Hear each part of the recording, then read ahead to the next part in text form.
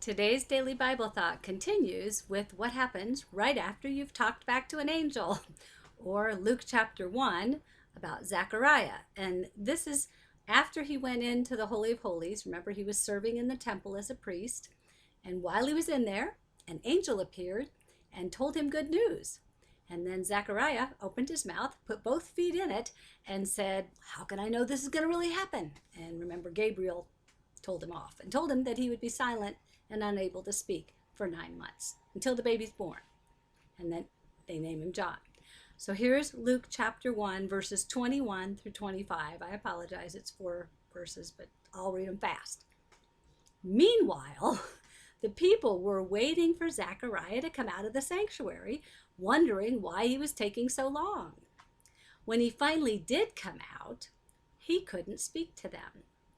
Then they realized from his gestures and his silence that he must have seen a vision in the sanctuary. More than a vision.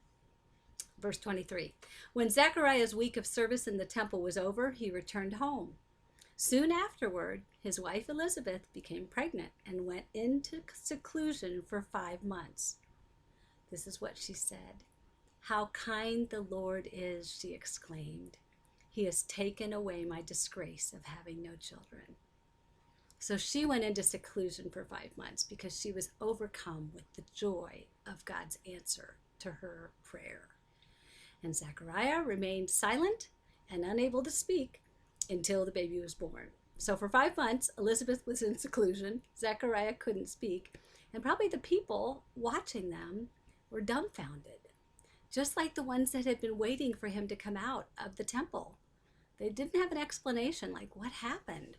And they realized when he came out, something happened, and they knew he'd at least seen a vision, but they didn't really understand yet what had happened. And sometimes we have to wait to understand. And in Zechariah and Elizabeth's case, this affects more than just them, a lot more than just them.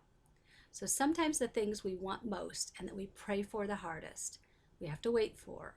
When they do come, they're not just a blessing to us, but they're a blessing to many. Now, in their case, it was a blessing to the whole world because their son, well, I won't tell you more. You can read it yourself.